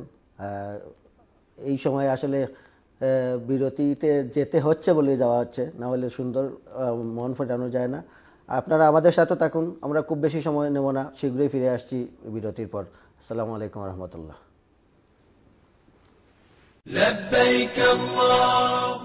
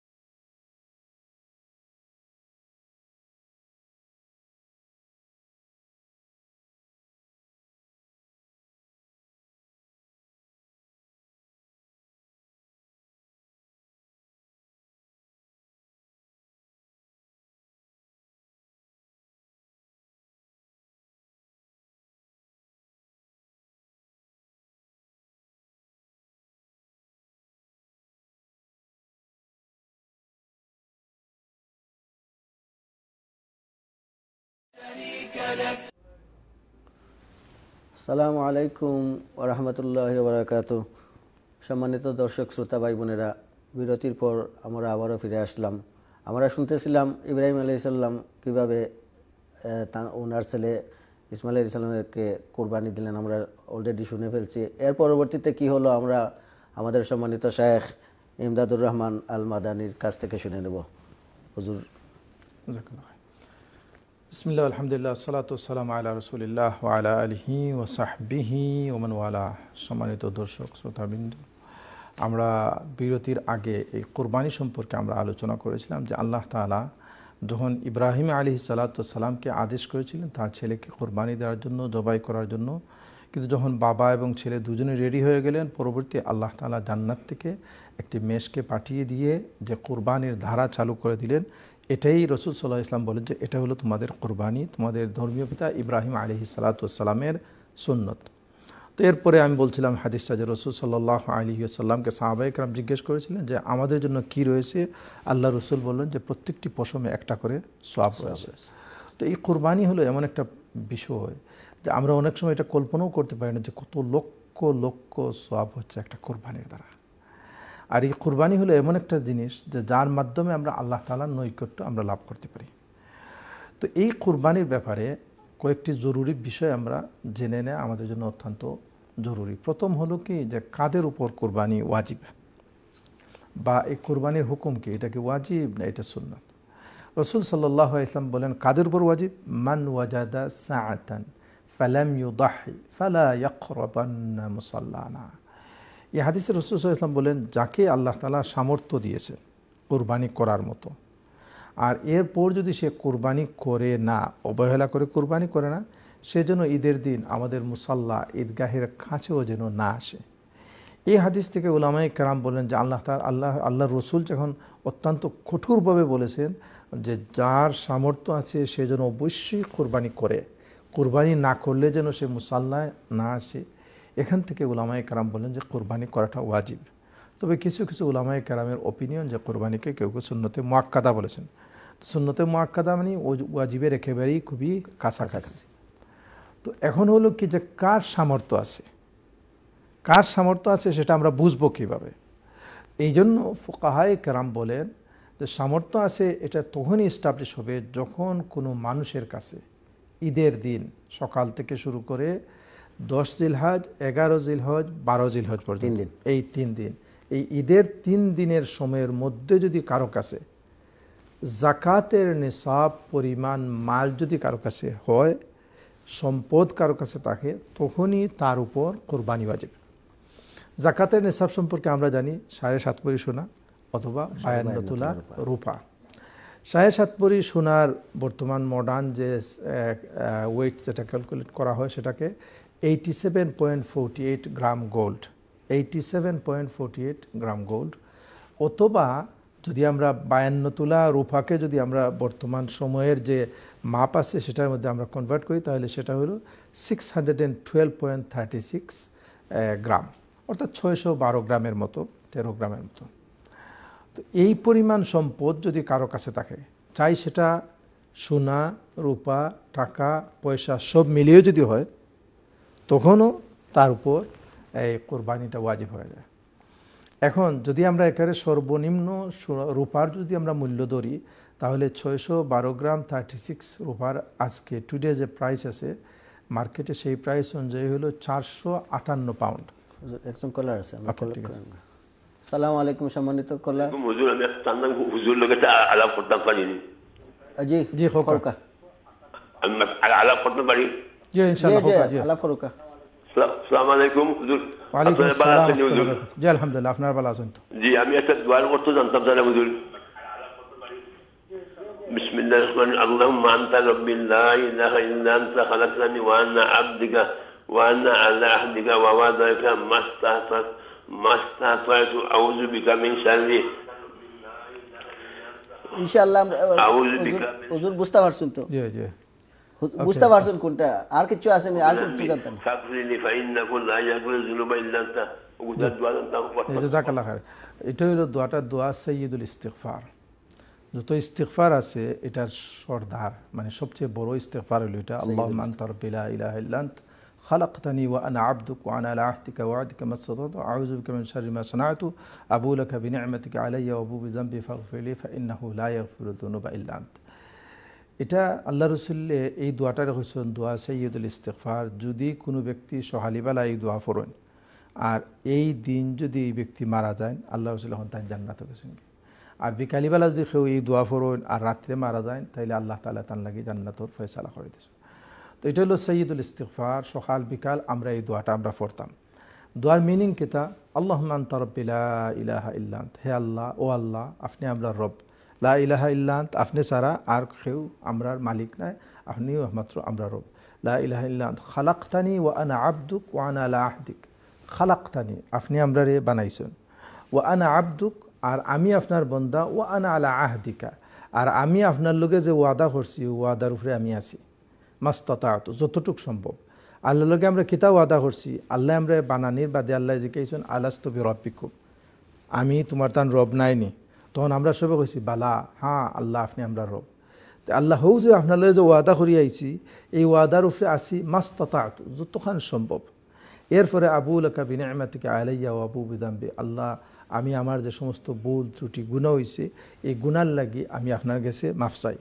ও আবু বিযামবি ফাগফিরলি, আপনি আমরা মাফ করো, ফাইন্নাহু লা ইয়াগফিরু যুনুবা ইল্লা আন্ত, আপনি সারা আমরারে আর মাফ করা কেউ নাই। অর্থাৎ মোটামুটিভাবে পুরাটা ইস্তিগফারের কত হইল আল্লাহরে আমরা ও স্বীকৃতি দেওয়া যে আল্লাহ আপনি আমারে ফয়দা করছেন, আমি আপনার বন্দা, আর আপনার লগে আমার যে ওয়াদা আছে ওয়াদার উপরে যতটুকু সম্ভব আমি আছি, যতটুকু সম্ভব। ও কারণে আমরা চলাফেরায় অনেক সময় আছে অনিচ্ছাবশত অনেক ভুল ভ্রান্তি হয়ে যায়। ইচ্ছা করি আমি কোনো গুনাহ করতাম বাদ করতাম চাই না, কিন্তু এর বাদেও আমি আমার পরিমাণ শক্তি আমি এটার উপরে আমি আসি। এরপরেও যে সমস্ত ভুল ভ্রান্তি আমার কাছ থেকে হয়ে গেছে, আল্লাহ আমার এই গুনাহ হল তোরে আপনি মাফ করুকা, আপনি ছাড়া আমার কেউ আর আমার গুনারে মাফ করে নেওয়ালা নাই। তো এই দোয়াটা অত্যন্ত গুরুত্বপূর্ণ একটা দোয়া। এই দোয়ার নাম দোয়া সৈয়দুল ইস্তিগফার। বাংলাতেও পাওয়া যায়, ইংলিশেও পাওয়া যায়। তবে আপনি যে সময় পড়ছেন একটু খেয়াল করিয়া যাতে ওই যে জবর এগুলা সঠিকভাবে মানে প্রনাউন্স উচ্চারণ হয়, এটা আমরা খেয়াল রাখার দরকার। আল্লাহ তাআলা আমরা তৌফিক দেন। জাযাকুমুল্লাহ খাইরান। জি, তো আমরা আলোচনা এই কুরবানি কাদের উপর ওয়াজিব সেটা বলছিলাম যে সোনা হলো 87.48 গ্রাম, আর রূপার যদি মূল্য ধরা হয় রূপার সমান, তাহলে বর্তমান মার্কেটে এটাকে যেভাবে ওয়েট করা হয় সেটা হলো 612 গ্রাম 36। যদি আজকের মার্কেটে রূপার যে দাম আছে সেটাকে যদি আমরা মানে পাউন্ডে যদি আমরা কনভার্ট করি, তাহলে সেটার পাউন্ড যে দাম আসে 458 পাউন্ড সামথিং, অর্থাৎ 458 ধরেন মানে 460 পাউন্ডের মতো। এখন বোঝার বিষয় হলো কি, একজ্যাক্টলি শুধু রূপা না, কারো কাছে রূপা আছে, কারো কাছে সামান্য সোনা আছে, ক্যাশ কিছু পয়সা আছে, আর এমনকি তার যে সম্পদ আছে, এই সব মিলাইলে অর্থাৎ এটা স্বাভাবিকভাবে আমরা যেটা বলতে পারি, এদেশে মেজরিটি আমরা যারা আছি আমাদের সবার উপরই মোটামুটিভাবে কোরবানি কী হয়ে যায়, ওয়াজিব হয়ে যায়। এই ক্ষেত্রে আরও একটা গুরুত্বপূর্ণ বিষয় হলো কি, অনেক সময় আছে আপনি ঋণগ্রস্ত, কারণ আপনার হয়তো সম্পদ যাই আছে না কেন, কিন্তু এরপরও আপনি ঋণী, আপনার ঋণ, আপনার কাছে এনাফ সম্পদ নাই, কিন্তু আপনার ওয়াইফের কাছে যে স্বর্ণ আছে সেটা 7.5 ভরির বেশি। তখন আপনার উপর যদি কোরবানি ওয়াজিব নাও হয়, আপনার ওয়াইফের স্বর্ণের কারণে তার উপর কোরবানি ওয়াজিব হয়ে যায়। এই জন্য মোটামুটি কথা হলো কি, যে আমরা মোটামুটিভাবে কাদের উপর ওয়াজিব সেটা আমরা জেনে নিলাম। এই জন্য আমরা কি করব, আমরা সেটা আদায় করব। এইবার 2 নম্বর প্রশ্ন হলো কি, যে এক গড় থেকে শুধুমাত্র একজন আদায় করলে পুরা গড়ের সবার পক্ষ থেকে আদায় হয়ে যাবে কিনা, এই প্রশ্নটা বারবার রিপিট হয়। কারণ এই প্রশ্নটা এই জন্য রিপিট হয় যে আবু আইয়ুব আনসারী রাদিয়াল্লাহু তাআলা আনহু থেকে একটা হাদিস, তাকে জিজ্ঞেস করা হয়েছিল যে রাসূল সাল্লাল্লাহু আলাইহি ওয়াসাল্লামের জামানায় আপনারা কিভাবে কুরবানি দিতেন। তখন তিনি বলছিলেন আমাদের গড়ের পক্ষ থেকে আমরা একটা কুরবানি দিতাম, আমাদের সবার জন্য আমরা আদায় হয়ে যেত। তো আসলে এটাও একটা হাদিস। আর আল্লাহ রসুলের ওই যে হাদিসটা যেটা আগে উল্লেখ করলাম, মান ওয়াজাদা সাআতান, এখানে আল্লাহ রসুল কি বলছেন, মান ওয়াজাদা, হু এভার, ইংলিশে মান শব্দের অর্থ কি, যে কেউ। আল্লাহ রসুল যে কেউ বলাতে এই ঘরের মধ্যে যে কেউ, চাই সেটা স্ত্রী হন অথবা স্বামী অথবা যে কেউ, এভরি সিঙ্গল ইন্ডিভিজুয়ালের উপর। একজন কলার আছে, কলটা নিয়ে নাও ইনশাআল্লাহ। কল নেন। আসসালামু আলাইকুম সম্মানিত কলার। হ্যালো, কলটা কেটে গেছে, আপনি আবারও কল করবেন ইনশাআল্লাহ। আমরা আমাদের আলোচনা করব। যেহেতু আল্লাহ রসুল বলছেন যে কেউ সামর্থ্য রাখে, সুতরাং আমাদের জন্য সবার জন্য এটা উচিত হলো কি, যারই আমাদের সামর্থ্য আছে আমরা সবাই কি করব, কোরবানি আমরা দেব। এটা আমরা মনে করব না যে গড়ের পক্ষ থেকে একজনকে করলেই আদায় হয়ে যায়। সাহাবায়ে কেরামের জামানায়, রসুল সাল্লাল্লাহু আলাইহি ওয়াসাল্লামের জামানায় সাহাবায়ে কেরামের কাছে তাদের যে সম্পদের যে অবস্থা ছিল, আমাদের চেয়ে টোটালি এটা ডিফারেন্ট একটা ছিল। কারণ সেখানে কারো কাছেই খুব বেশি সম্পদ ছিল না, যাদের উপর ওয়াজিব ছিল সেটা ভিন্ন কথা। রাসূলুল্লাহ সাল্লাল্লাহু আলাইহি ওয়াসাল্লাম তিনি নিজে কোরবানি দিয়েছেন। হাদিসের মধ্যে আছে রাসূল সাল্লাল্লাহু আলাইহি ওয়াসাল্লাম মদিনাতে 10 বছর ছিলেন, সব সময় তিনি কোরবানি দিয়েছেন। তার কোরবানির ক্ষেত্রে হাদিসের মধ্যে আছে আন্নাহু সাল্লাল্লাহু আলাইহি ওয়াসাল্লাম যাবাহা কাবশাইনি আমলাহাইনি আকরানাইনি, আল্লাহ রাসূলের দুটি ছাগল জবাই করেছেন যেগুলোর শিং ছিল, অত্যন্ত সুন্দর ছিল, সুস্থ ছিল, হৃষ্টপুষ্ট ছিল। সেখানে রাসূল সাল্লাল্লাহু আলাইহি ওয়াসাল্লাম বলছেন কি একটা তার নিজের পক্ষ থেকে আর আরেকটা উম্মতের জন্য, মাল্লাম ইউদাহি, কিয়ামত পর্যন্ত যত উম্মত দুনিয়াতে আসবে আর যাদের কোরবানি দেওয়ার মতো সামর্থ্য নেই, আল্লাহর রসুল তাদের পক্ষ থেকে কোরবানি দিয়ে গেছে। সুবহানাল্লাহ, এই রসুল কিয়ামত পর্যন্ত আমাদের সবার পক্ষ থেকে দিয়ে গেছে। সেটা হলো কি আমাদের বোঝার বিষয়, আমি এই হাদিসটা এই জন্য নিয়ে এসেছি। একটা হলো আপনার ওয়াজিব কোরবানি আর আরেকটা হলো আপনার জন্য ওয়াজিব না, মুস্তাহাব। অর্থাৎ আমরা এই যে ঘরের যাদের উপর ওয়াজিব তার পক্ষ থেকে অবশ্যই আমরা আদায় করব। আর বাকি অনেক সময় আছে অনেকে ছোট ছেলে মেয়েদের নাম দেন, এগুলো ওয়াজিব না, মুস্তাহাব, এগুলা দেয়া যায়। যাই হোক, তো আমরা আজকের আলোচনা জি আমরা আজকের আলোচনা থেকে আমরা যেটা জানলাম সেটা হলো কি যে যার উপর কোরবানি ওয়াজিব তার পক্ষ থেকে কোরবানি আদায় করতে হবে। এই কোরবানি আদায়ের ক্ষেত্রে একটা ছাগল যদি কেউ আদায় করে আদায় হয়ে যাবে। আর যদি কেউ গরু বা উট বা মহিষ কোরবানি দেন তাহলে রাসূল সাল্লাল্লাহু আলাইহি ওয়াসাল্লামের জমানায় সাহাবায়ে কেরাম বলেন যে আমরা গরুর মধ্যে 7 জন আমরা শরীক হইতাম, উটের মধ্যে 7 জন আসছে, 10 জনও আসছে। তবে স্বাভাবিকভাবেই আমরা যেটা জানি ফিকহের মাসলা হলো কি যে একটা উটের মধ্যে, একটা গরুর মধ্যে, একটা মহিষের মধ্যে 7 জন পর্যন্ত শরীক হওয়া যায়, মানে কি 7 নাম পর্যন্ত এখানে কভার হয়ে যায়। এখানে একটা সুবিধা হলো কি, যেমন এক ঘরে একটা গরু কোরবানি দেওয়া হলো, তখন স্বামীর সম্পদ আছে তার নাম চলে আসলো, স্ত্রীর সম্পদ আছে তার নামও চলে আসলো, ছেলে যারা বালেগ হয়ে গেছে এবং তাদের কিছু সম্পদ আছে তাদেরও অনেক সময় তাদের উপর কোরবানি ওয়াজিব হয়ে যায়। তো এইভাবে ফ্যামিলির নামগুলো আসলে একটাই কোরবানি হচ্ছে, কিন্তু 7 নাম পর্যন্ত সেখানে কাভার হয়ে যাচ্ছে। এইবার এই কোরবানির সুন্নত পদ্ধতিকে আমরা কিভাবে কোরবানি দেব সেটাও আমাদের জানা উচিত। কোরবানির সুন্নত পদ্ধতি হলো যে আপনি যে কোরবানির পশুটা আপনি যা জবাই করবেন সেই পশুটা রাসূল সাল্লাল্লাহু আলাইহি ওয়াসাল্লাম কীভাবে করছেন, যাবাহা, আল্লাহ রাসূল যে জবাই করছেন সেখানে সাথে আকরানাইনি আমলাহাইনি, আমলাহ বলা হয় আরবিতে যেটা দেখতে খুবই সুন্দর এবং তার শিং ছিল, অর্থাৎ পশুগুলা যেন খুবই হৃষ্টপুষ্ট হয়, সুন্দর হয়, মহব্বতের হয়, যার দিকে তাকালে মানুষের মহব্বত হয়, এই ধরনের মহব্বতের প্রাণীকে। এখানে কিছু আমাদের দেশে যে কুরবানির পশুর দাঁত দেখা হয়, দাঁত আছে কিনা যে আসতেছে, এটা দাঁত দেখার সমস্যা মানে মাসলাটা যখন আসে সেটা হলো কি যে বয়স কত হবে। উট কোরবানি দিলে 5 বছরের নিচে হইলে হবে না, 5 বছর। গরু 2 বছর, 2 বছর হলে স্বাভাবিকভাবে গরুর দাঁত উঠে। আমরা বাংলাদেশে আমরা নিজেও দেখছি মানুষ অনেক সময় আছে এই গরুটার বয়স কত, 2 বছর হয়েছে কি না, আল্লাহ তাআলা এমনভাবে তাদের মধ্যে এই অ্যানিমালের মধ্যে একটা সিস্টেম আছে, যখনই তার বয়স 2 বছর হয় তখন তার 2টা দাঁত হয়ে যায়। আমাদের সিলেটি ভাষায় আমরা বলি যে দাঁতাই গেছে, মানে দাঁত উঠছে। হ্যাঁ, তখন দেখা যায় যে অন্যান্য দাঁতের চেয়ে 2টা দাঁত বড় বড়। তো এই ফুকাহায়ে কেরাম বলেন যেহেতু এই দাঁতের দ্বারা বয়স নির্ণয় করার একটা পদ্ধতি চালু আছে, সুতরাং এটাকে বয়স নির্ণয়ের ক্ষেত্রে যদি জানা যায় না এটা 2 বছর হয়েছে কিনা, তখন কেউ দাঁত দেখে যদি মনে করে যে হ্যাঁ 2 বছর হয়েছে, তখন সেটা গ্রহণযোগ্য। এরপরে ছাগলের ক্ষেত্রে 1 বছর। তবে যদি কোনো ছাগল 6-7 মাস 8 মাসের ছাগল দেখতে 1 বছরের ছাগলের মতো বড় হয়ে যায়, হৃষ্টপুষ্ট হয়ে যায়, তাহলে সেটার দ্বারাও দাঁতের ব্যাপার থাকে, দাঁতের ব্যাপার না, আদায় হয়ে যাবে। তো এখন হলো আরেকটা প্রশ্ন, যদি 2 বছর জানি কিন্তু দাঁত এভাবে বড় হয়নি, 2 বছর হয়ে গেছে, তখন সেখানে দাঁত ধর্তব্য না, যেহেতু জানা আছে যে মালিক তিনি জানেন তার বয়স 2 বছর হয়ে গেছে, সেটার দ্বারাও কি করা যাবে, কুরবানি দেওয়া যাবে। মোট কথা হলো 2 বছর হতে হবে। হ্যাঁ, গরু 2 বছর হতে হবে, ছাগল 1 বছর, আর উট হলো 5 বছর। 5 বছর, জি।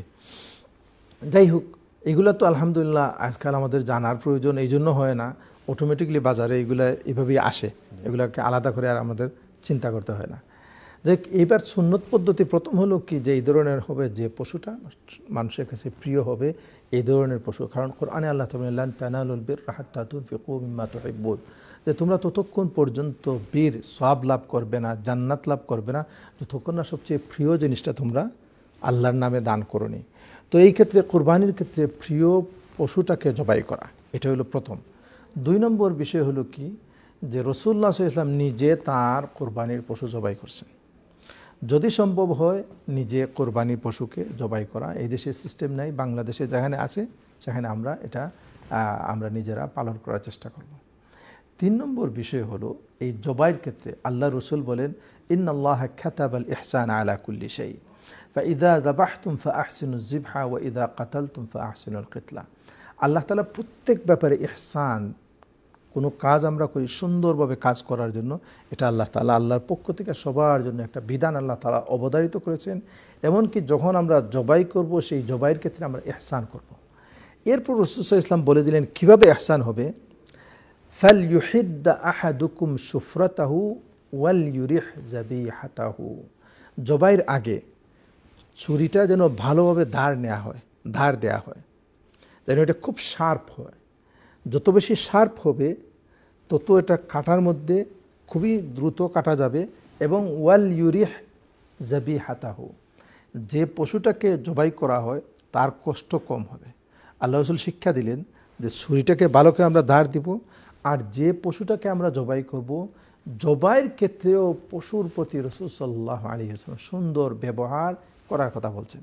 এই যে ইসলাম মানুষের পরিবেশ বান্ধব, ইসলামকে বলতে পারেন আপনি পশু বান্ধব, সব কিছুর সাথে ইসলামের সম্পর্কটা হলো এমন যে একজন মানুষ যদি দুনিয়াতে ইসলামকে ফলো করে তাহলে তার প্রত্যেকটা কাজই সুন্দর হবে এবং তার দ্বারা সারা পৃথিবীর সবাই উপকৃত হবে।